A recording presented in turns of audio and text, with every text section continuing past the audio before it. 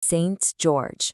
You hear that name, and what comes to mind? Probably a knight, right? A dragon, a symbol of courage that's known all over the world. But the story of the man behind that legend, well, it isn't really about mythical beasts. It's a much more personal story about family, about faith, and about a journey home. And while his fame is truly global, the heart of his story beats in one very specific place, the ancient city of Lydda in Palestine. And this isn't just some random place he's associated with. It is the absolute key to understanding who he really was. His connection to this land is the anchor for his entire history. So that's the big question, isn't it? How did this high-ranking Roman soldier born in Cappadocia become forever tied to a city in Palestine? To get to the answer, we have to follow his family's journey, a path that ultimately led him right back to his roots. So let's start at the very beginning. And this isn't just about where he was born. It's really about the family connections that would go on to define his entire life, and, of course, his legacy. And the story really kicks off with a pivotal decision made by his mother. Okay, so picture this. It's around the year 280. George is born into a world of, privilege and power. His father was a man named Gerontius, a very well-respected officer in the Roman army, and he was stationed in Cappadocia, which is in modern-day Turkey. They were an influential Christian family, really part of the Roman elite. But here's the other half of his heritage, and this is what truly grounds the whole story. His mother, Polychronia, was Palestinian. She was a native of Lydda, and she wasn't just from there. She was a major landowner, having inherited these huge family properties. Now, this detail is absolutely crucial. It gives George a direct, ancestral, and even a physical link to the land of Palestine. But then, tragedy strikes the family, and it strikes hard. When George was just a teenager, his father was arrested and then executed because of his Christian faith. After this devastating loss, his mother made a decision that would change everything. She packed up, took her young son, and went back home to Lydda. So you see, George wasn't just some visitor there. He was actually raised in Palestine, on his mother's ancestral land. Lydda was his home. So as George gets older, he follows in his father's footsteps and starts what becomes a brilliant military career.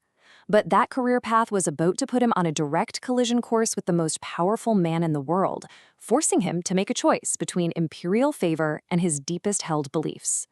And George wasn't just a good soldier, he was an exceptional one. His skill, his courage, it all got him noticed. He shot up through the ranks of the military and eventually became so highly regarded that he was serving in the personal guard of the Emperor Diocletian. I mean, you can't get much higher up than that. And this is where the story pivots. In the year 303, Diocletian kicks off the most brutal persecution of Christians the empire had ever seen. He ordered all soldiers to make sacrifices to the Roman gods. For George, that was an impossible order. So instead of hiding or running, he did something almost unbelievable. He marched right into the emperor's court, publicly rejected the order, and declared himself a Christian. Diocletian was, at first, just stunned. He really valued George and did not want to lose such a fantastic officer. And as this quote shows, the emperor tried everything. He offered him promotions, huge amounts of money, more land, you name it, he offered it, anything to get him to change his mind. But George refused it all.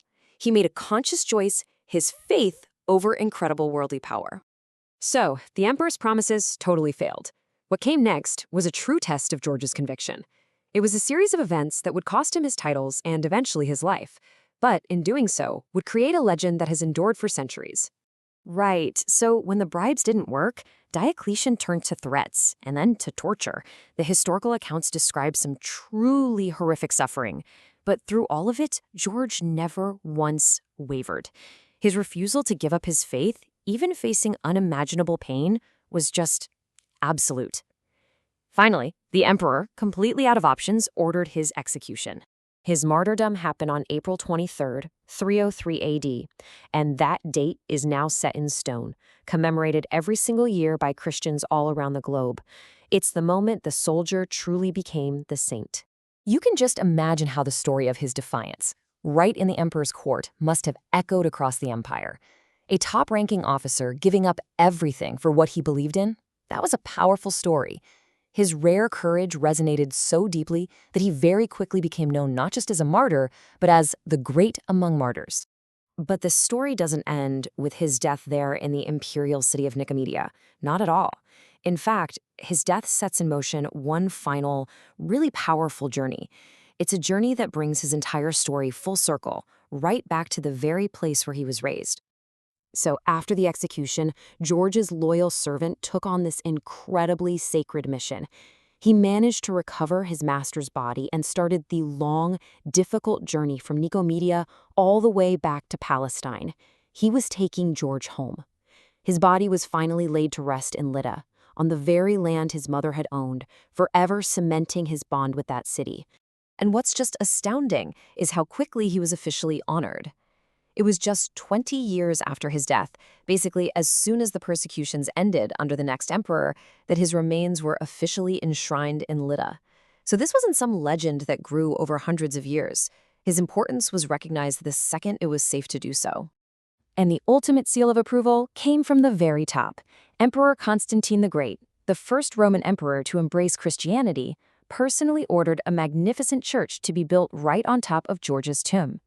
This act, on his own family's land, officially made Lydda the central shrine for the veneration of the great martyr George. So, while his physical body found its final home in Lydda, his spiritual legacy was just getting started.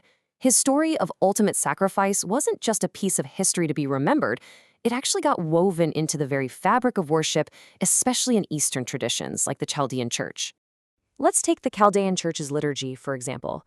There's a key role for a priest during the service called al-muqarrib, which translates to the offerer. This priest is the one who presents the sacred offerings at the altar. It's a direct liturgical echo of St. George, who, famously, offered his own life as the ultimate sacrifice. And right alongside the offerer is al-qabil, or the receiver. Together, these two roles create this ritual that constantly brings to life the themes of sacrifice and divine reception, ideas that are central to the stories of martyrs like George. It just goes to show how these ancient histories aren't just remembered, they're actively lived out in worship even today. And you can feel his presence most directly in prayer. This line, it's from an ancient Byzantine hymn, and it's still sung today. Believers don't just think of him as some historical figure. They actively call on him, asking the triumphant George to intercede for them. That connection is still personal, still very powerful. And that brings us right back to where we started. The story of St. George isn't just about a brave soldier. It's about a man whose entire identity was shaped by his mother's homeland, a place where he was raised, and the place he was ultimately brought back to. It kind of makes you wonder, doesn't it? How do the journeys and the sacrifices of the people who came before us end up shaping the meaning of the places we call home?